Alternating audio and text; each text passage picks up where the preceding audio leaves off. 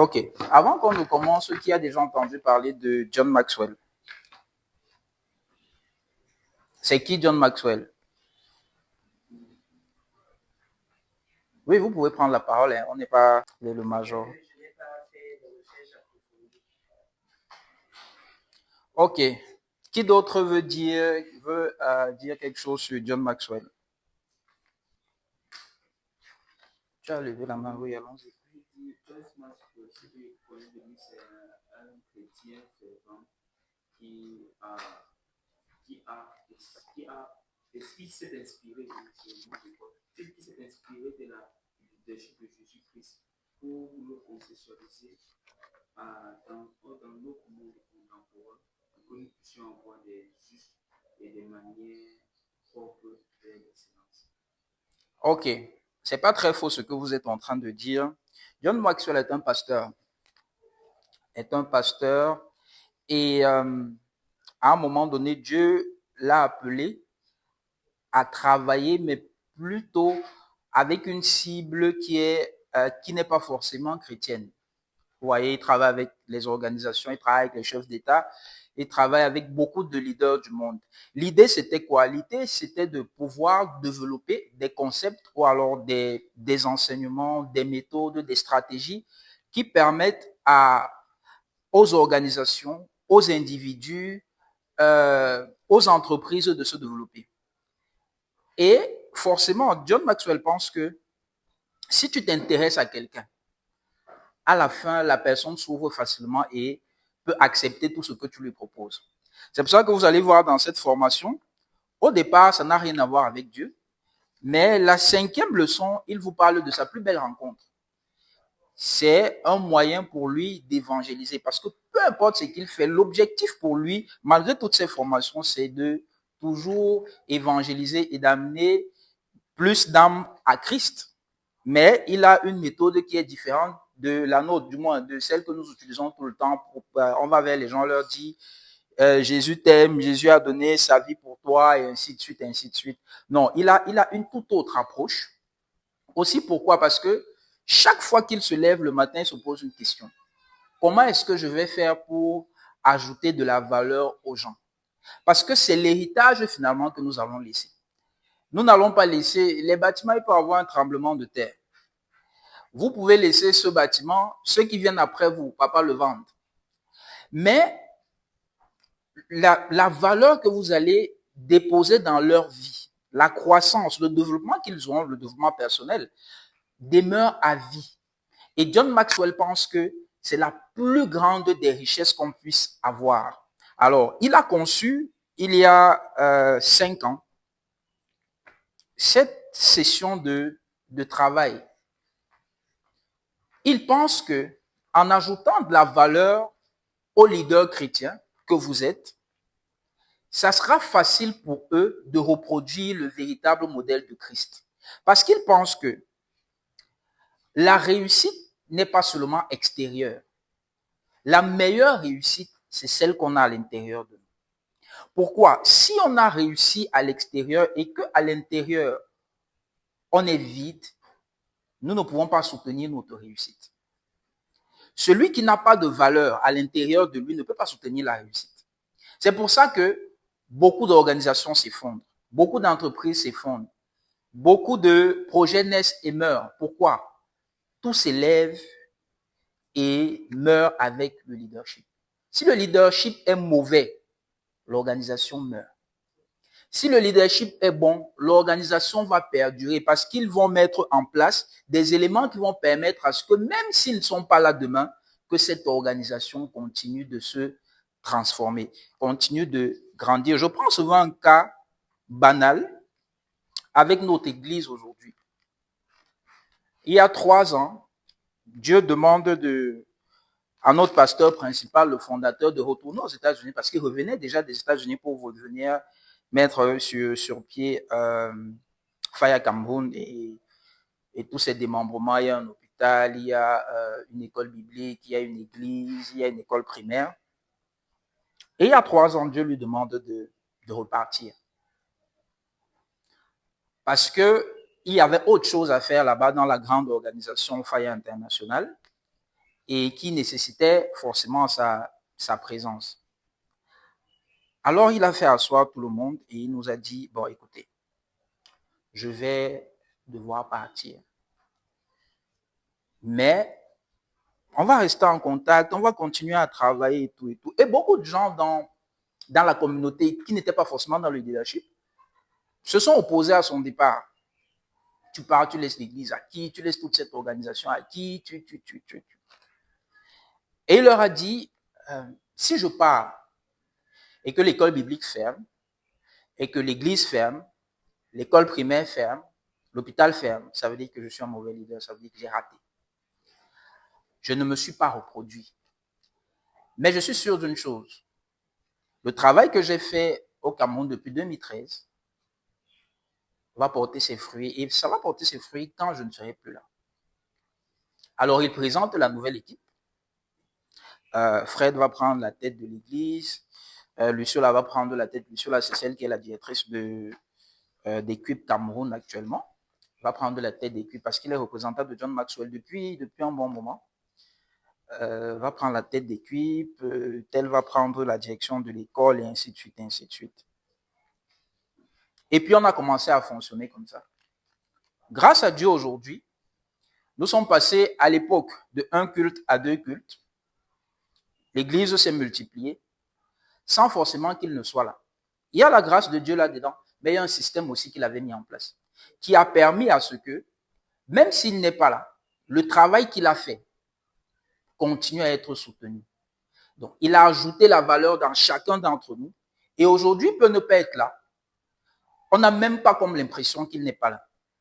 Et souvent, je le lui dis pour le taquiner que, mais on a souvent comme l'impression que les gens viennent à l'église plus quand tu n'es pas là. Parce que quand tu es là, ils prennent plutôt les rendez-vous à la maison, ils ne viennent pas à l'église. Donc, c'est une image. Mais c'est un exemple de ce que John Maxwell veut que nous fassions. Ajouter de la valeur dans la vie des autres. De telle sorte que l'organisation continue d'avancer, l'entreprise continue d'avancer, l'église continue d'avancer et même vous-même, que vous continuez de grandir. Parce que le meilleur cadeau que vous allez vous faire à vous-même, c'est d'investir en vous. Parce que si, prenons un exemple, si tu as besoin de plus d'argent, par exemple, si tu as besoin de plus d'argent, il faut acquérir plus de capacités. Si tu veux grandir, tu veux avoir la chair, par exemple, tu veux prêcher sur le pupitre, développe-toi. Parce que je suis sûr d'une chose, papa ne va pas donner son pupitre à n'importe qui. Alors, il y a un travail personnel que chacun d'entre vous doit faire. Donc, si vous ne vous développez pas, vous allez tout simplement disparaître. La personne, regardez aujourd'hui, le monde va tellement vite que si vous ne vous adaptez pas, si vous ne vous développez pas, si vous ne vous transformez pas tous les jours, vous n'allez pas pouvoir suivre. Vous serez obsolète, comme on dit. Et ce qui est obsolète est jeté au feu, on va brûler. Ça ne sert à rien, Jésus le dit. Puisque ça n'a pas porté de fruits, enlevé, on va jeter dans le feu. Tout ce que John Maxwell enseigne est biblique. Et c'est des principes qui vont nous permettre, qui vont vous permettre d'avoir une meilleure vie en tant qu'être humain, d'avoir une meilleure vie en tant que chrétien et surtout d'être plus efficace. Et plus on est efficace, plus Dieu nous utilise. Parce que celui qui arrête de grandir, celui qui arrête d'apprendre, celui qui arrête de se développer, dit indirectement à Dieu que je ne veux plus que tu m'utilises. Ma part est arrivée ici. Et le jour où tu vas arrêter de grandir, tu vas tout simplement commencer à mourir. Peut-être pas une mort physique, mais même spirituellement, tu vas commencer à mourir. Parce que tu n'auras plus grand-chose à apporter. Surtout dans un monde où les choses vont très vite. Très, très vite. Et une fois de plus, je vais prendre l'exemple d'une église que je connais, la nôtre. Cette église, 95%, c'est des jeunes. Je dis 95%. C'est des jeunes intellectuels, c'est des jeunes professionnels, et ainsi de suite, et ainsi de suite. Quand tu prépares un message et que tu vas prêcher devant cette assemblée, rassure-toi que ce que tu dis est biblique, hein? Mais rassure-toi que ça va leur ajouter de la valeur, sinon ils ne t'écoutent pas. Parce qu'aujourd'hui, on peut écouter un message sur le téléphone. Je suis arrivé tout à l'heure, j'étais assis, j'étais en train d'écouter un pasteur, étant assis derrière. Ça veut dire que, à un moment donné, oui, la communion fraternelle est là, mais le monde a fait en sorte que aujourd'hui, on peut tout avoir dans le téléphone et ne plus venir. Alors, on va suivre le leader qui peut ajouter de la valeur à nos vies. Le leader qui n'ajoute pas de la valeur à nos vies, on va le suivre jusqu'à un moment parce qu'il fait du sensationnel, mais après, puisque ça ne nous grandit pas, on va s'arrêter. Et on va aller regarder ailleurs. Si vous voulez avoir plus de membres dans l'église, le leadership doit se développer. Parce que le leadership qui grandit, qui croît, qui se développe, c'est ce leadership-là qui peut soutenir la croissance de l'église. Jésus n'était pas fou de ne pas trop se focaliser sur la foule, mais de se focaliser sur 12 personnes. Parce que c'est les 12 personnes qui vont transformer le monde après. Alors, je bénis l'initiative du père de la maison parce qu'il se focalise sur les leaders. Parce qu'il sait qu'au fond, c'est le leadership qui porte l'église. Si vous êtes bon à la tête de chacun de vos départements, si vous êtes bon à la tête de chaque dénomination que l'église a, l'église se porte mieux. Ça enlève le travail au père de la maison et ça permet à ce qu'un nouveau leadership émerge et les gens vous feront plus confiance. Vous savez, quand les gens viennent à l'église, ils viennent avec leurs problèmes. Ils viennent avec beaucoup de choses dans la tête. Et ils ont envie de trouver les solutions. Souvent, le pasteur principal ne peut pas rendre ministère à tout le monde. C'est la deuxième fois que je viens dans cette assemblée. La première fois, j'étais arrivé, j'étais assis quelque part là. C'était pendant les ordinations. Pasteur Onana, docteur Tobanga. C'est lui qui m'avait invité d'ailleurs parce que lui, il m'a enseigné à la Fire Bible Institute. C'est comme ça qu'on s'est connus. Alors j'étais là et l'église était pleine.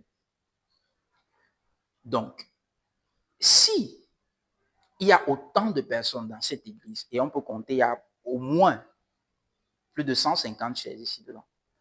Même si papa est extraterrestre, il ne peut pas avoir un ministère à 150 personnes. Il a besoin de vous. Il a besoin d'un leadership fort. Il a besoin d'un leadership bien formé.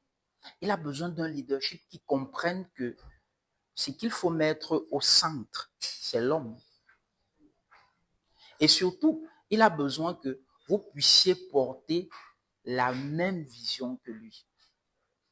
Pour que demain, s'il a fait un voyage, que la prédication du jour ne soit pas différente de ce qu'il fait souvent. Alors, il amène le leadership à un niveau qui... Et c'est ça le propre des grands leaders.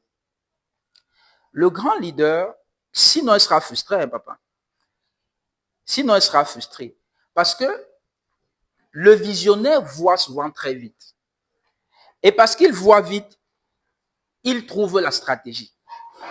Maintenant, si le leadership ne grandit pas rapidement, ça crée des frustrations.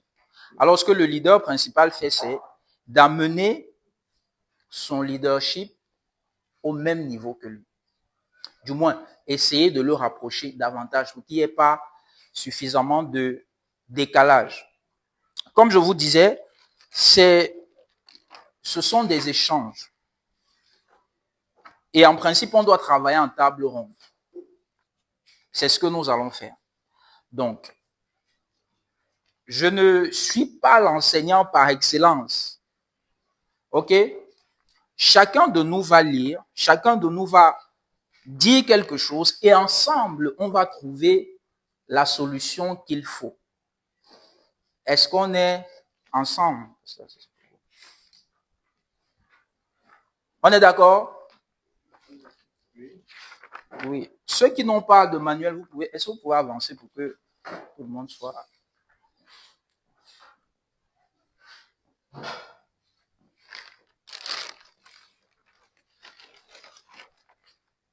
On va lire au moins un paragraphe. chacun qui participe à cette session de formation doit pouvoir lire au moins un paragraphe. On est d'accord? On va commencer par toi. Un message de John Maxwell.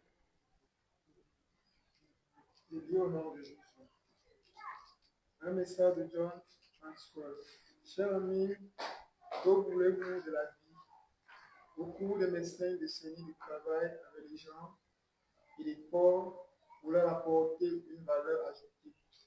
J'en suis venu à croire qu'au fond, tout le monde veut réussir, vivre une vie bien remplie et faire une différence. Allons-y. Est-ce que cela vous décrit? Si tel est le cas, ces leçons de table ronde vous aideront. Elles ont été conçues pour vous apporter une valeur ajoutée, pour vous aider à avoir plus de succès et vous lancer sur une voie qui va même au-delà du succès. Ok. Tout le monde, attends un peu, tout le monde a envie de réussir. C'est clair, non? John Maxwell pense donc que, au-delà, pour être une grande organisation, ici on est dans une église, on est dans un grand ministère, pour être une organisation qui a de l'impact, il ne faut pas seulement réussir. Le ministère est en train de réussir, on voit les différentes branches et tout. Mais John Maxwell dit qu'il ne faut pas seulement réussir. Il faut aller au-delà du succès. Donc, nous devons passer d'une grande organisation ou alors un grand ministère à un bon ministère. Vous comprenez un peu? C'est ce que John Maxwell dit. Le grand ministère, c'est tout ce qu'on va voir là, les bâtiments, ceci, cela. Mais il dit, il ne faut pas seulement être un grand ministère, il faut être un bon ministère. Le bon ministère, c'est quoi? Ce ne sont plus les immeubles, ce sont les personnes. Ça veut dire que dans ce ministère maintenant, nous avons des personnes de qualité. On n'a pas seulement des immeubles de qualité. On n'a pas seulement des pupitres de qualité, mais on a maintenant des personnes de qualité. Et pour avoir des personnes de qualité, il faut les développer. Et il faut que le leadership se développe. Parce que je vais vous dire une chose. Souvent, on a comme le sentiment que l'Église est décalée de la réalité ou alors ce qu'on enseigne à l'Église ne nous sert pas forcément dans le monde. Mais c'est très faux. Ce que vous êtes en train d'apprendre ici en tant que leader ou alors ce que vous allez apprendre ici en tant que leader va vous aider même dans le milieu séculier. Les organisations de travail, par exemple. Les attitudes, on va voir. L'une des leçons, c'est les attitudes. On va voir. Ça va vous aider. Alors, tout est lié. Si vous pensez que ce qu'on fait à l'église est seulement théologique et que ça n'a rien à voir avec le monde, c'est qu'on n'a rien compris. Donc, on doit prendre les deux et faire un. Nous ne sommes pas les agents secrets. Ça veut dire qu'à l'église, on est chrétien et dehors, on est quelqu'un d'autre. Non, nous sommes la même personne.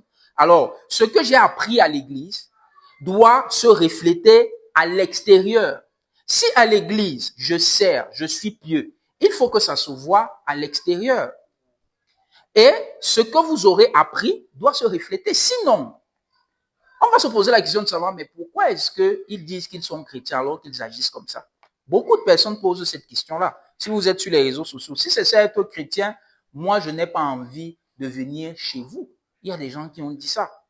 Pourquoi? Parce qu'ils n'arrivent pas à voir une différence entre lui qui est dans le monde, entre guillemets, et toi qui es à l'église. Et la réussite passe par ce que John Maxwell est en train de dire. Nous devons aller au-delà du succès.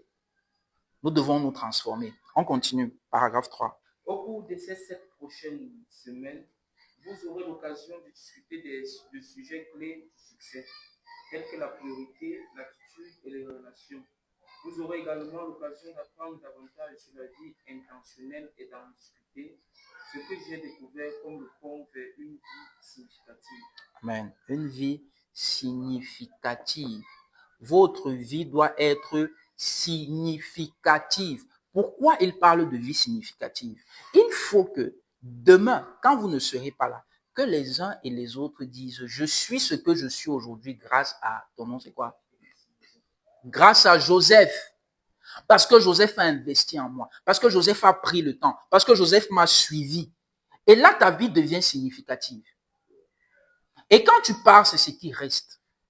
Alors, si toi-même, tu n'as pas déjà ça en toi, comment tu vas transmettre? Donc, à partir d'aujourd'hui, il faut qu'on ait une autre façon de penser, une autre façon d'appréhender les choses. On doit commencer à penser à l'héritage qu'on laisse, même maintenant. Ce n'est pas seulement les leaders principaux qui pensent à l'héritage. Chacun d'entre vous, d'ailleurs, c'est biblique. Faites de toutes les nations des disciples. Vous croyez qu'on fait un disciple comment? En investissant du temps, de l'argent, des enseignements, de tout et tout et tout et tout. C'est ça. On est d'accord? C'est ça qui fait en sorte que votre vie soit significative. Et quand vous mourrez, vous pouvez dire, on a combattu le bon combat. Voilà, allons-y. Mahatma Gandhi nous a conseillé d'être le changement que nous voulons voir dans le monde. Si je veux que ma maison, mon lieu de travail, ma communauté ou mon pays soit meilleur, alors je dois devenir meilleur. Nous faisons cela en devenant intentionnels pour nous améliorer. Soulignons intentionnel. Nous devons devenir intentionnels. Ça veut dire que ça doit découler d'un choix. Je suis intentionnel. Je décide que je vais m'investir dans les gens. Les choses ne doivent plus vous surprendre. Vous savez, le miracle se provoque. Et le miracle se provoque par certaines stratégies que vous mettez en place. Le miracle ne doit pas vous surprendre. Vous comprenez? Si ça vous surprend, c'est que vous n'avez rien compris. Parce que vous êtes sûr d'une chose. Si vous commencez à mettre certaines stratégies en place, vous allez réussir. Ça ne manque pas. C'est vrai, là-dedans, il y a aussi beaucoup de travail, mais vous allez réussir. Il y a du travail, il y a de la foi, mais il y a des stratégies aussi qu'on met en place. Allons-y. Nous faisons cela en devenant intentionnels pour nous améliorer. Et l'un des meilleurs avantages est que cela nous met en position d'ajouter de la valeur aux autres. Quelqu'un d'autre? Donc, je peux vous souhaiter la bienvenue dans un processus passionnant. Si vous êtes prêt à parler directement lors de ces réunions et que vous êtes ouvert à des changements positifs, vous serez étonné de ce qui peut arriver en cette semaine. La première leçon. Nous allons parler des attitudes. On recommence la lecture comme... Non, on va la reprendre par derrière et on va remonter. Donc, celle qui a terminé va reprendre la lecture. Et s'il vous plaît, c'est à ce niveau que vous devez m'arrêter pour poser des questions. OK? Voilà. Allons-y. Donc, je veux vous souhaiter la bienvenue dans un processus passionnant. Si vous êtes prêt à parler honnêtement lors de ces réunions et que vous êtes ouvert à des changements positifs, vous serez étonné de ce qui peut arriver dans cette semaine seulement. Et vous serez également encouragé par l'impact politique que vous pouvez avoir sur les autres. OK, leçon 1. Tu tournes la page.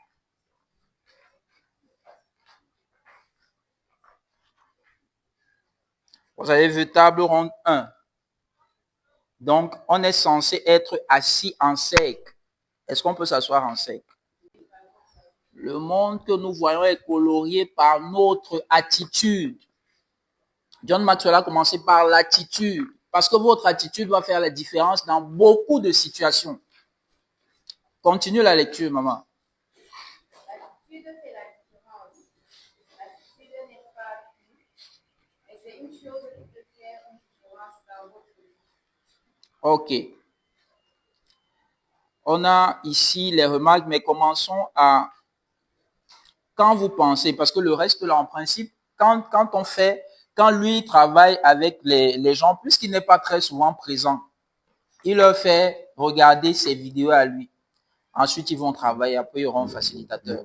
Donc, nous, on a l'avantage d'être présent. Parce que John Maxwell a beaucoup de choses à faire. Souvent, il fait ces choses en ligne. Donc, il va vous envoyer les liens. Vous allez écouter les vidéos et puis vous allez travailler. Mais nous, on va travailler de façon différente parce que nous sommes en présentiel, n'est-ce pas? OK. Quelqu'un d'autre pour lire? Mhm. Votre attitude possède vos actions. Uh-huh. Les actions sont toujours une expression extérieure de vos sentiments. Non, non, on commence plus haut. Hein? Quand vous pensez, faites ceci. Regardez. Écoutez. Vous ne pourrez peut-être pas définir facilement une attitude, mais vous en connaissez une bonne ou une mauvaise quand vous la voyez. Mhm.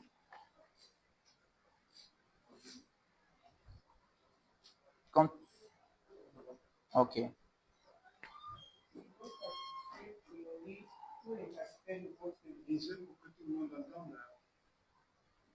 Votre attitude colorie tous les aspects de votre vie.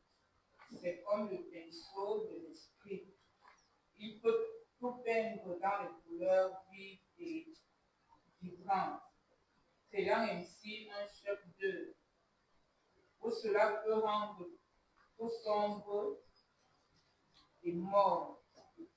Si vous regardez la vie des gens qui ont un succès durable dans n'importe quelle profession, vous constaterez qu'ils ont presque toujours une vision positive de la vie. OK. L'attitude est la chose qui va faire la différence. Hein? John Maxwell dit quoi? Les gens qui ont du succès ont toujours une attitude positive. Pourquoi? Là où vous allez voir des problèmes, eux ils vont voir des opportunités. Vous comprenez un peu? Ils sont positifs dans leur tête. Pendant que vous pensez que c'est mort, il n'y a plus rien à faire, lui, il se dit, c'est une opportunité pour moi, soit pour faire éclater la gloire de Dieu, soit pour trouver une solution. Et les personnes qui réussissent pensent comme ça. Peu importe ce qui se passe, il garde son attitude positive. Et nous devons être positifs. Nous devons même être plus que positifs. Pourquoi? Nous avons Jésus-Christ. OK? On continue. Non, on continue ici d'abord. Avoir une attitude positive est essentiel. Cela détermine non seulement votre niveau de satisfaction en tant que personne, mais cela a également un impact sur la façon dont les autres interagissent avec vous. Continue. Pour en avoir plus sur ce que signifie, pour en savoir, donc pour moi, plus sur ce que signifie être positif, pensez à ces choses. Première chose. Vas-y. Votre attitude est un choix que vous faites. C'est un choix que vous faites. Vous décidez d'être positif ou négatif. Ce n'est pas la vie qui vous impose ça. Vous comprenez? Ce n'est pas la vie qui vous impose le fait d'être positif.